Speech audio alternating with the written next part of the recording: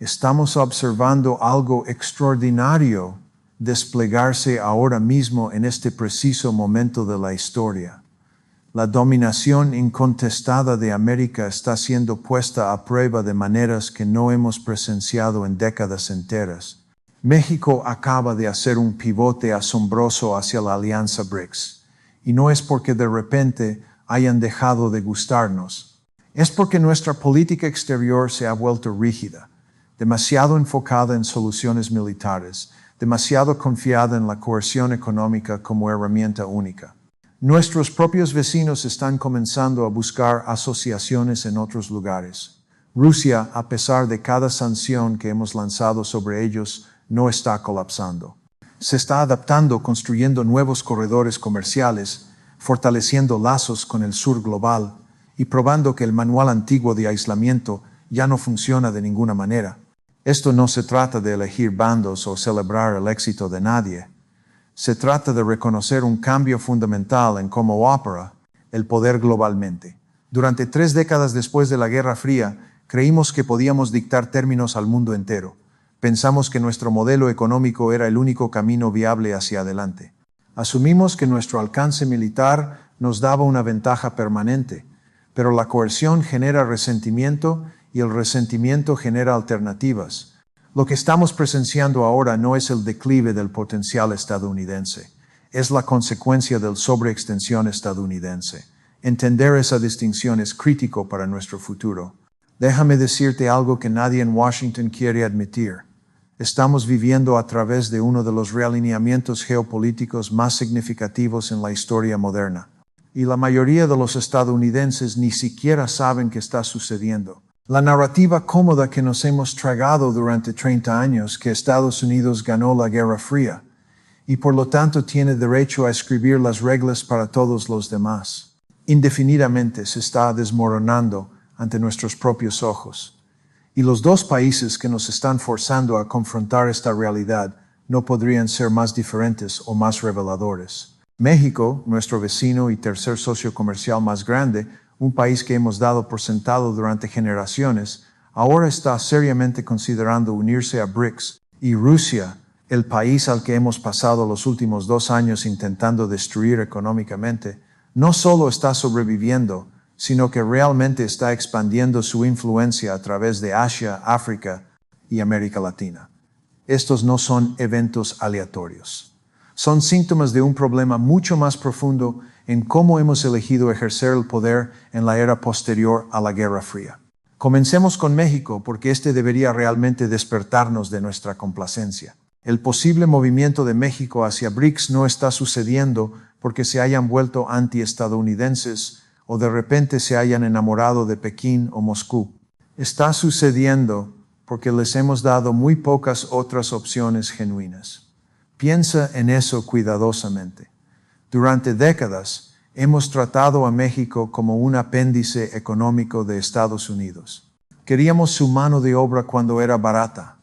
Queríamos sus mercados cuando nos convenía. Y los queríamos en la primera línea de nuestra guerra contra las drogas, una guerra que ha sido un desastre no atenuado para la sociedad mexicana. Hemos pasado años dándoles sermones sobre corrupción, mientras que las armas estadounidenses han inundado el sur a través de la frontera, armando cárteles y desestabilizando regiones enteras.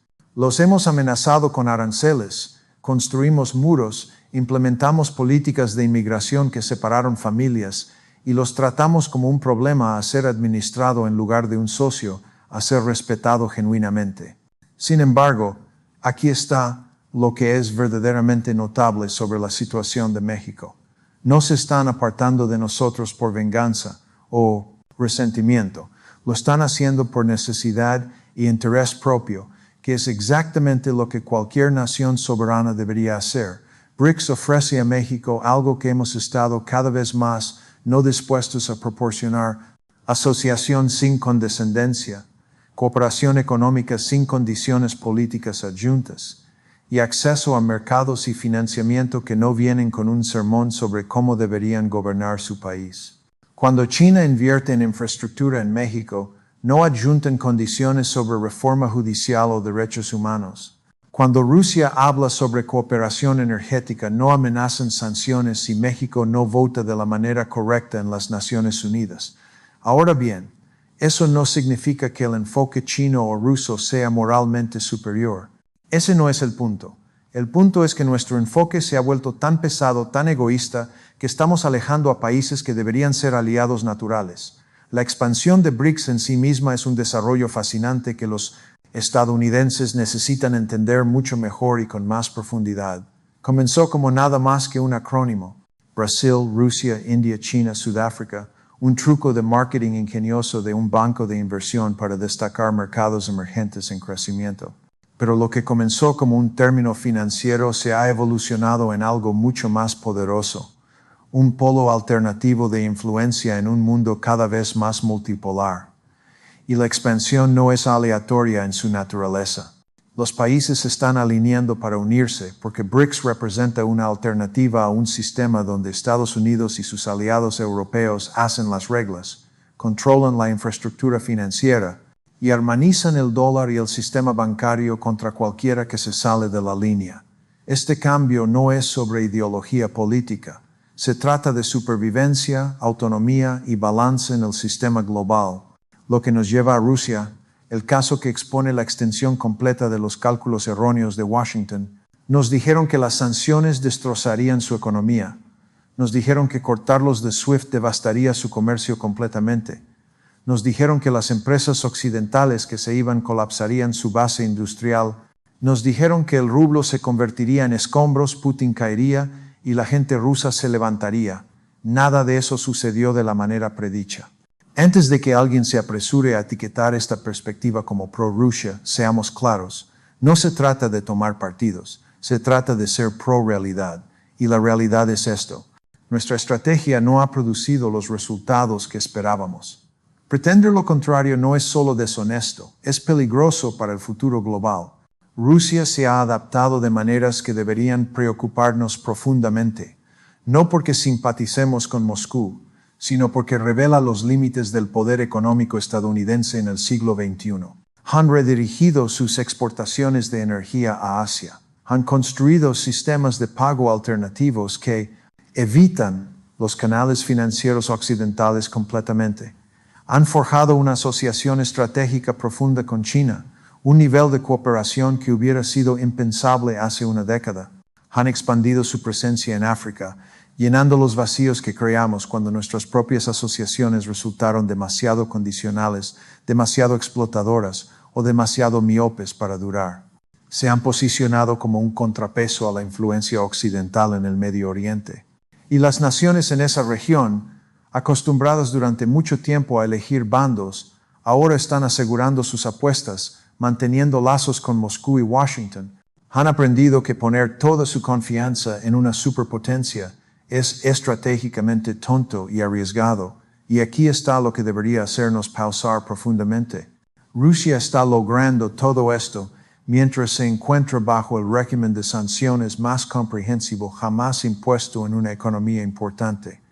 Eso no es necesariamente prueba de la hadas, fortaleza rusa, pero es evidencia innegable del debilitamiento de la efectividad de nuestra herramienta primaria de coerción. Hemos usado sanciones tan a menudo contra tantos que el resto del mundo simplemente se ha adaptado. Han construido sistemas de pago alternativos, nuevas rutas comerciales e instituciones financieras paralelas. Han diversificado sus reservas lejos del dólar. Han construido redes de cooperación que específicamente nos excluyen. En otras palabras, a través del sobreuso, forzamos al mundo a innovar alrededor de nuestra dominación y control. El rol del dólar como la moneda de reserva global ha sido durante mucho tiempo una de las mayores ventajas estratégicas de América. Nos ha permitido mantener déficits masivos sin sufrir las mismas consecuencias que otras naciones enfrentarían. Nos ha dado el poder de imponer nuestra voluntad a través de presión financiera en lugar de confrontación militar directa. Pero esa ventaja se está erosionando lentamente. No porque el dólar se haya debilitado, sino porque más y más países están trabajando para reducir su dependencia del mismo. Cuando Arabia Saudita comienza a aceptar yuan por ventas de petróleo, Eso no es solo una decisión económica, es una declaración geopolítica de importancia monumental. Cuando las naciones discuten crear una moneda BRICS o expandir el uso de swaps de monedas locales, están construyendo la arquitectura para un nuevo sistema global, uno donde la dominación financiera estadounidense es solo una opción entre varias, no el pilar definitivo del comercio mundial. Para entender cómo llegamos aquí, tenemos que confrontar el error fundamental que cometimos después de la Guerra Fría. Tratamos el colapso soviético como una victoria final, no como una transición frágil a ser administrada cuidadosamente. Lo vimos como la validación última de nuestro sistema, no como una oportunidad de construir un orden internacional inclusivo y justo. Y porque lo vimos como victoria, actuamos como victores, con derecho a dictar términos a todos los demás. Expandimos la OTAN hacia el este a pesar de advertencias de diplomáticos y expertos en Rusia que hacer eso crearía exactamente la crisis de seguridad que ahora enfrentamos. Apoyamos revoluciones de color en antiguos estados soviéticos sin considerar cómo Moscú podría interpretar gobiernos respaldados por Occidente en sus fronteras. Intervinimos en Libia, girando un estado que funcionaba, si bien autoritario, en uno fracasado. Invadimos Irak, matando a cientos de miles, gastando billones de dólares y creando el vacío de poder que dio nacimiento al ISIS. Nos involucramos en conflictos desde Siria hasta Yemen hasta Somalia, frecuentemente empeorando situaciones frágiles, y a través de todo, envolvimos cada decisión en la retórica del excepcionalismo estadounidense. La idea de que lo que quiera que hiciéramos, sin importar cuán destructivo, era de alguna manera en servicio de la libertad y la democracia. Esa mentalidad hizo imposible aprender del fracaso porque admitir errores significaría cuestionar el mito de nuestra superioridad moral. Cualquier crítica fue descartada como ingenua o anti-estadounidense. Cualquier sugerencia de que negociemos en lugar de dictar fue enmarcada como debilidad. Cualquier reconocimiento de que otras naciones podrían tener intereses legítimos conflictivos con los nuestros fue tratado como traición. Esto no es pensamiento estratégico, es dogma, y el dogma no tiene lugar en un mundo tan complejo como el nuestro. Las situaciones con México y Rusia exponen un patrón más amplio. Las naciones en todas partes están diversificando sus asociaciones porque confiar demasiado en Estados Unidos se ha vuelto arriesgado. Cuando estamos en desacuerdo con sus políticas domésticas, amenazamos sanciones. Cuando votan en contra nuestra en las Naciones Unidas, amenazamos cortar ayuda. Cuando construyen lazos económicos que no aprobamos, amenazamos su acceso a nuestros mercados. Eso no es diplomacia, eso es coerción dura. Y la coerción solo funciona cuando otros no tienen alternativas. Pero ya no somos la única opción disponible. La economía global ha madurado. China, India, Rusia y bloques regionales completos ahora ofrecen alternativas significativas genuinas. Cuando China construye puertos y ferrocarriles, cuando India abre sus mercados, cuando Rusia ofrece energía con descuento, estos países están dando a otros razones tangibles para diversificar sus relaciones. El viejo supuesto que todos necesitan América para sobrevivir ya no se sostiene más. Aún tenemos un poder inmenso militarmente, económicamente, culturalmente, pero el poder en el siglo XXI no se trata de dominación. Se trata de influencia y influencia depende de confianza, credibilidad y cooperación. Estas son las cosas que hemos estado quemando a través de una tasa alarmante. La iniciativa Franja y Ruta de China, con todos sus defectos y ambiciones estratégicas, ha probado algo importante. La mayoría de los países en desarrollo valoran resultados tangibles sobre sermones morales. Carreteras, puertos, plantas de energía e infraestructura digital son concretas. Crean empleos, impulsan el comercio y expanden oportunidades de verdad. Cuando los líderes occidentales critican la diplomacia de la trampa de deuda de China, frecuentemente fallan en hacer la pregunta más básica. ¿Por qué están eligiendo los países los préstamos chinos en primer lugar? La respuesta es usualmente simple. Las instituciones occidentales como el Banco Mundial y el FMI vienen con condiciones adjuntas, condiciones políticamente tóxicas que exigen privatización, austeridad y desregulación. Estas políticas frecuentemente benefician a las corporaciones occidentales más que a las poblaciones locales. China, por otro lado, dice, construiremos tu puerto aquí, el préstamo devuélvenos a través del tiempo, es transaccional, predecible y en muchos casos más atractivo. Las naciones conocen los riesgos, pero también ven las recompensas inmediatas. La misma lógica se aplica al rol de Rusia en los mercados globales de energía. El intento rápido de Europa de cortarse del petróleo ruso y del gas fue diseñado para perjudicar a Moscú. En su lugar, terminó lastimando a las economías europeas mucho más severamente que lo esperado. Rusia redirigió sus exportaciones a Asia, frecuentemente a precios ligeramente descontados, mientras mantenía flujos de ingresos constantes. India aumentó dramáticamente sus importaciones de crudo ruso. China aseguró acuerdos de gas a largo plazo a tasas favorables. Desde la perspectiva de Rusia, perdieron acceso a un mercado, pero ganaron varios otros. Y al mismo tiempo, demostraron que las sanciones occidentales podían ser absorbidas, adaptadas e incluso convertidas en ventaja estratégica. Europa, mientras tanto, pagó precios más altos por energía de reemplazo y tuvo dificultades con inflación e inquietud política. La supuesta victoria se convirtió en una lección dolorosa sobre interdependencia global. El sur global ha estado observando esto desplegarse con atención afilada. Las naciones a través de África, América Latina y Asia, los países que no están firmemente alineados ni con Occidente ni con el eje Rusia-China, están estudiando cómo funciona el poder verdaderamente en esta nueva era. Están viendo que los países que desafían a Washington no solo están sobreviviendo, sino que en algunos casos están prosperando. Están viendo los dobles estándares en cómo Occidente aplica su orden basado en reglas. Recuerden Irak, donde invadimos sin autorización de las Naciones Unidas. Recuerden Libia, donde la intervención occidental creó caos. Observan nuestras políticas en Israel y Palestina, donde proporcionamos cobertura diplomática para acciones que gran parte del mundo condena y extraen conclusiones.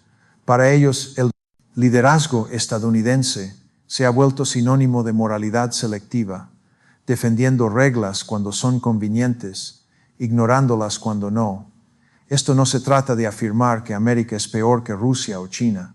Se trata de reconocer que la credibilidad es una forma de poder, y una vez perdida es difícil recuperarla. Durante décadas, la autoridad moral de América magnifica su influencia. No solo teníamos el ejército más grande o la economía, teníamos la confianza del mundo. Esa confianza se está erosionando porque hemos olvidado que el poder sin principio genera resistencia, no respeto. Para ser claro, América ha hecho un bien enorme en el mundo. Nuestro liderazgo construyó instituciones internacionales que mantienen paz y estabilidad para generaciones. Nuestra innovación, nuestra cultura y nuestros ideales inspiraron a miles de millones. Pero esos logros se ensombrecen cuando derrocamos gobiernos, apoyamos dictadores cuando es conveniente o miramos hacia otro lado cuando los aliados cometen abusos. El resto del mundo ya no está ciego a esta hipocresía. La ven, hablan sobre ella y están actuando en consecuencia. El posible movimiento de México hacia BRICS debería ser una llamada de alerta no solo sobre México, sino sobre nuestro enfoque completo hacia América Latina. Durante 2 siglos, hemos tratado esa región como nuestro patio trasero, interviniendo siempre que sintamos que nuestros intereses estaban amenazados. Hemos derrocado gobiernos elegidos, respaldado golpes militares e impuesto políticas económicas que beneficiaron a corporaciones estadounidenses mientras empobrecer a poblaciones locales. Ahora actuamos sorprendidos cuando esas mismas naciones buscan alternativas. La verdad es que la mentalidad de la doctrina Monroe, la idea de que América Latina pertenece en nuestra esfera de control, es obsoleta. Estas son naciones soberanas con sus propias ambiciones, sus propias estrategias, sus propios agravios, y esos agravios están moldeando sus decisiones de maneras que ninguna cantidad de presión o persuasión puede fácilmente revertir. Nuestra lucha por competir con China en América Latina captura perfectamente los defectos de nuestra política exterior. China se ha convertido tranquilamente en el socio comercial más grande para la mayoría de países sudamericanos. Ha construido ferrocarriles, plantas de energía, redes de fibra óptica y puertos. Ha ofrecido miles de millones en préstamos e inversiones sin exigir reformas políticas o imponer condiciones ideológicas que frecuentemente acompañan la ayuda occidental. Mientras tanto, nuestro enfoque ha sido emitir advertencias, decirle a estas naciones que China es peligrosa, que su influencia es corrosiva, que deberían quedarse con nosotros para su propio bien. Pero aquí está el problema. Rara vez ofrecemos un mejor acuerdo. No igualamos las inversiones de infraestructura de China. No proporcionamos términos financieros más favorables. No. Proponemos una alternativa convincente que cumpla con las necesidades prácticas de estos países. Confiamos en su lugar en el miedo, la lealtad y la nostalgia. Asumiendo que la historia compartida o la proximidad será suficiente para mantener naciones en nuestra órbita, eso no es estrategia. Eso es arrogancia descarada. La resistencia de Rusia bajo sanciones subraya la misma lección.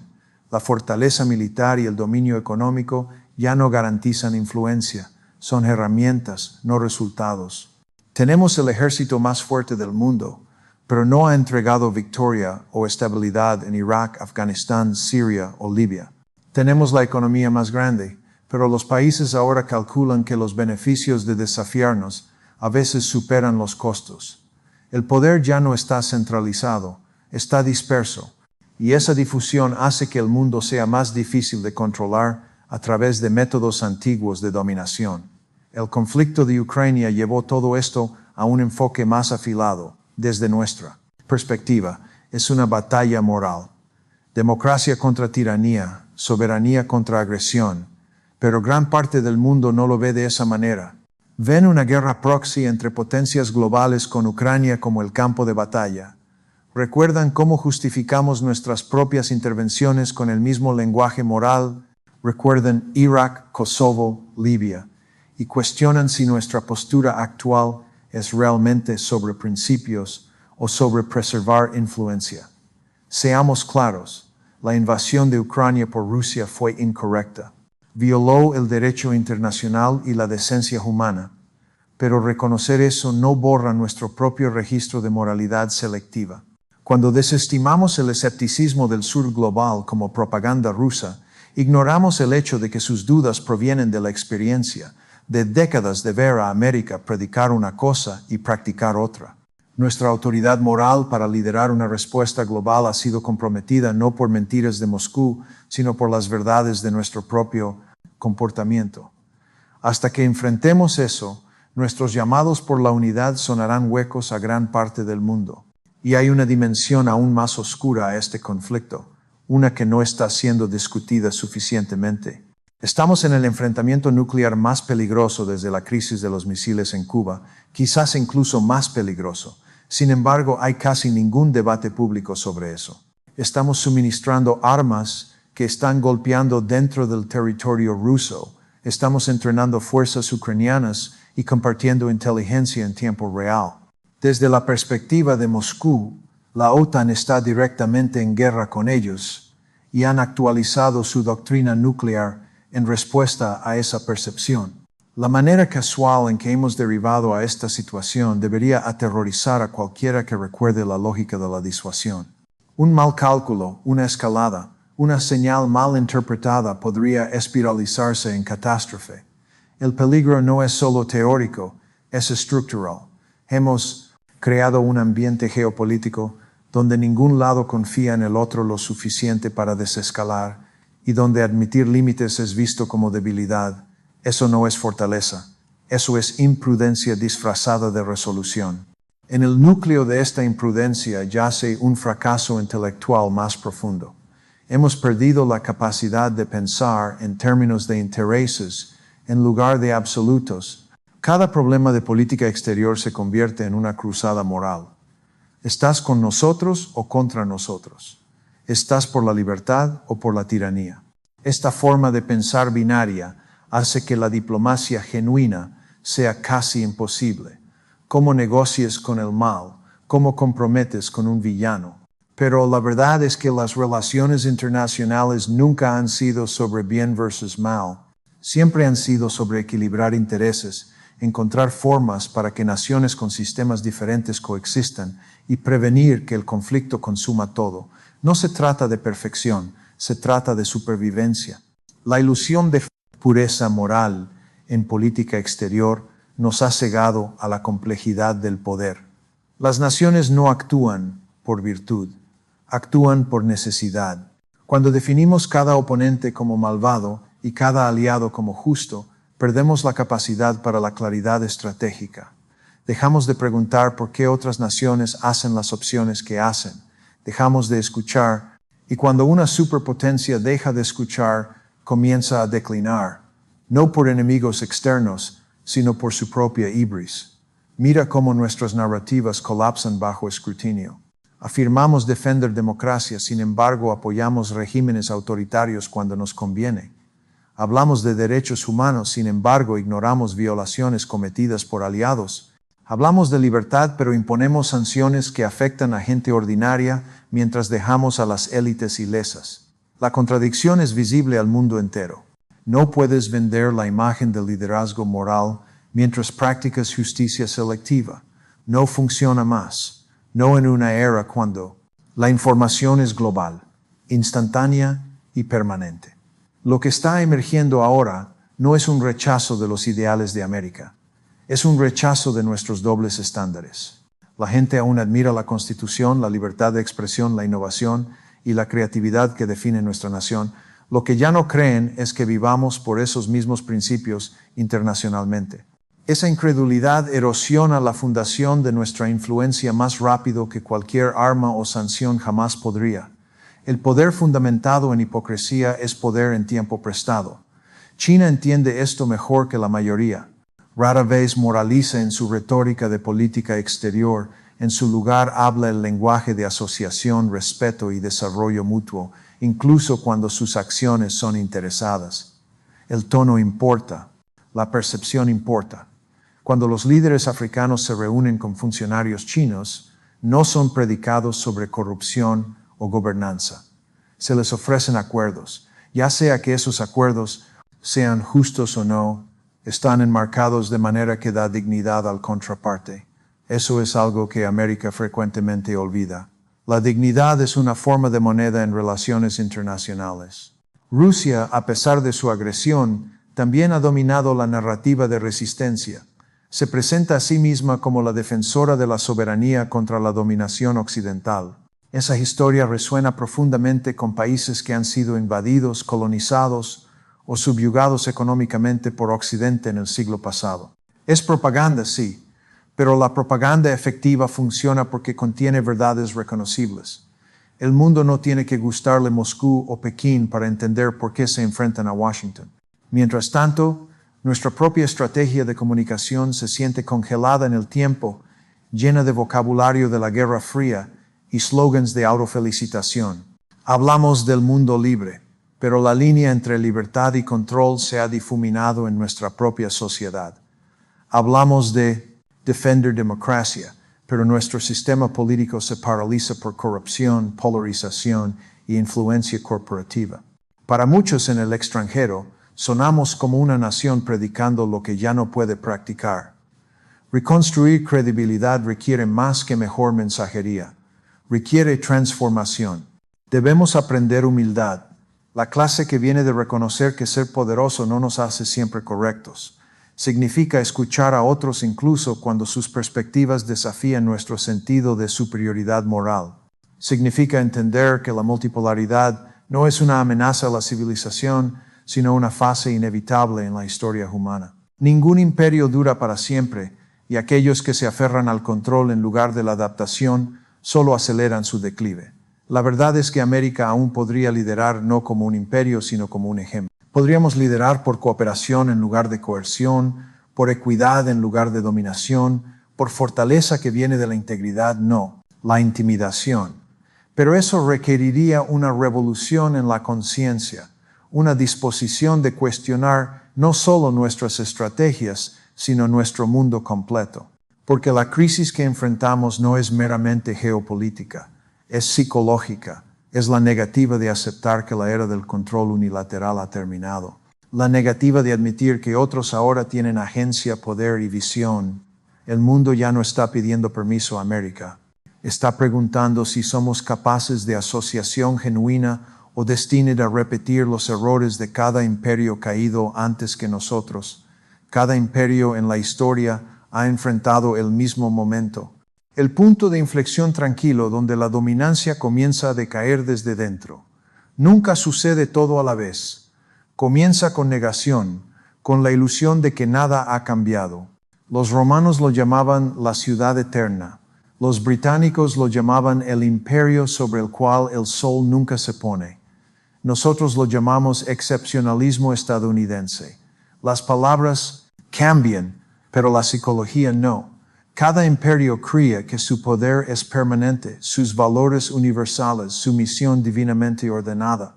Y cada imperio aprende demasiado tarde que la historia no tiene favoritos. Nuestro excepcionalismo, una vez enraizado en optimismo, se ha endurecido en entitlement.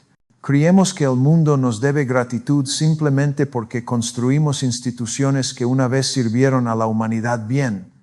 Pero la gratitud se desvanece cuando el liderazgo se convierte en explotación. La influencia erosiona cuando el ejemplo se convierte en hipocresía. La tragedia del poder estadounidense hoy no es que esté terminando, es que estamos desperdiciando la oportunidad de evolucionar en algo más elevado. Podríamos haber sido el gran colaborador del siglo XXI, una nación que lidera a través de sabiduría en lugar de fuerza. En su lugar, nos aferramos a la dominación como un monarca envejecido que se rehúsa a ceder el trono. Medimos grandeza por el tamaño de Jai. Nuestro ejército, el alcance de nuestras bases, la obediencia de nuestros aliados.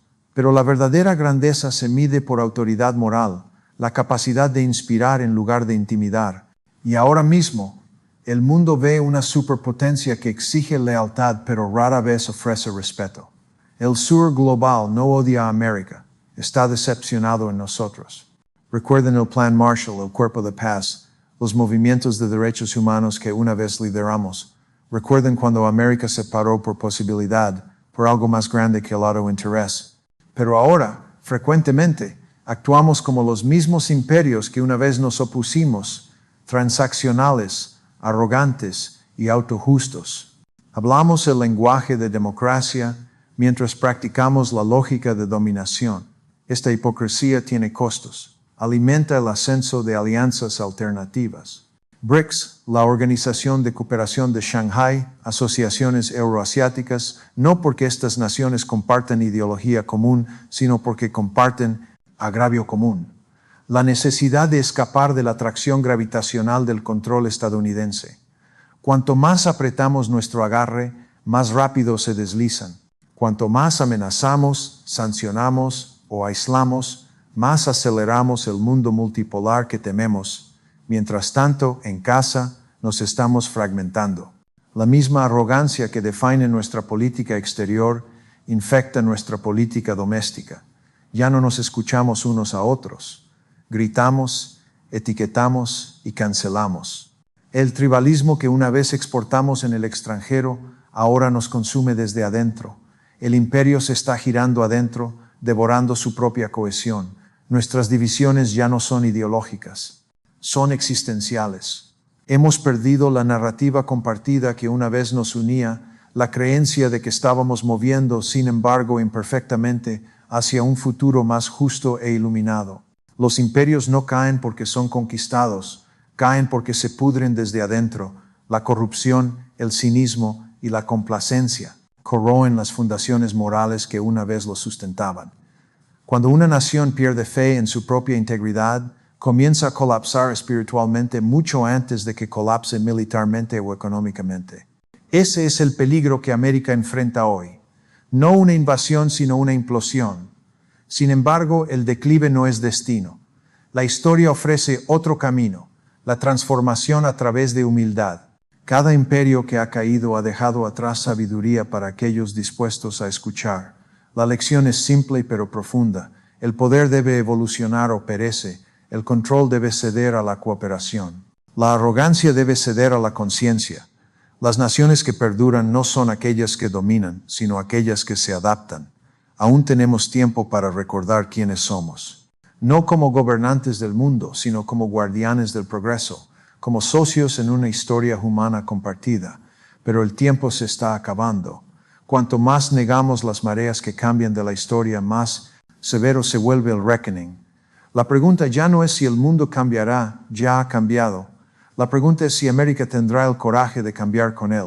El futuro no será definido por quien domina, sino por quien coopera. La era del imperio está cediendo a la era de la interdependencia.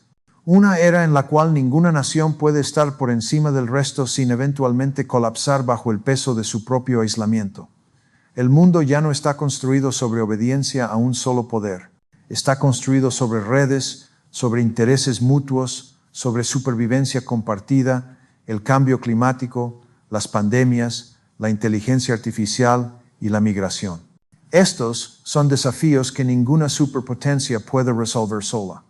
Sin embargo, nuestra política exterior aún se comporta como si la competencia fuera el único lenguaje digno de hablarse. Y si en lugar de guardar influencia, cultiváramos confianza, que si nuestra fortaleza viniera de construir en lugar de romper, de la no mantenoca, empatía en lugar de la aplicación. Las naciones del mundo no buscan un nuevo amo, buscan un socio que entienda que el liderazgo en este siglo significa colaboración, no control. El ideal estadounidense nunca fue meant para ser un trono, fue meant para ser una luz. En algún lugar en el camino, esa luz se atenuó bajo la sombra de la ambición. Pero puede ser reignited no a través de dominación, sino a través de integridad. Para hacer eso, debemos confrontar la ilusión de separación, la creencia falsa de que el destino de América puede ser desconectado del mundo. Subimos y caemos juntos. Las crisis en el extranjero son reflejos de las crisis dentro de nosotros. Nuestras guerras revelan nuestros miedos. Nuestras alianzas reflejan nuestras inseguridades. La inestabilidad que exportamos frecuentemente nace de la inestabilidad que nos rehusamos a sanar en casa. El imperio en el extranjero es solo tan sano como la democracia dentro. Si no podemos restaurar balance dentro de nuestras propias fronteras, nunca comandaremos respeto más allá de ellas. Comienza con honestidad, el coraje de enfrentar la verdad de lo que hemos llegado a ser. El coraje de admitir que nuestra política exterior frecuentemente ha servido a los pocos a expensas de los muchos. El coraje de aceptar que hemos sido a veces la misma fuerza de coerción que una vez juramos resistir. Pero la honestidad, aunque dolorosa, es liberadora. Crea espacio para renovación. Cuando confrontamos nuestras contradicciones, recuperamos nuestra capacidad de liderar, por ejemplo, el único tipo de liderazgo que dura. Un nuevo orden global se está formando, ya sea que lo reconozcamos o no. No será occidental u oriental, capitalista o socialista, sino algo más fluido. Un mosaico de intereses, valores y voces. América puede ya sea resistirlo y desvanecerse en irrelevancia, o abrazarlo y ayudar a moldearlo con sabiduría, equidad y humildad. La verdadera prueba de nuestra grandeza no será nuestra capacidad de imponer, sino nuestra capacidad de inspirar, no nuestro poder de comandar, sino nuestra disposición de entender. Si podemos evolucionar, si podemos recordar que el liderazgo no se trata de miedo sino de fe, no se trata de supremacía sino de servicio, entonces América aún puede jugar su papel más grande. El puente entre mundos, la conciencia del poder, la nación que aprendió a liderar sin dominar. Esa es la transformación que la historia demanda. Ese es el futuro digno de luchar, porque al final cada imperio enfrenta la misma pregunta. ¿Colapsará del orgullo o trascenderá a través de la sabiduría? La opción permanece nuestra. El reloj está marcando, pero la redención aún es posible. Si elegimos humildad sobre ibris, verdad sobre ilusión, cooperación sobre control, entonces quizás la historia estadounidense no está terminando. quizás apenas está comenzando.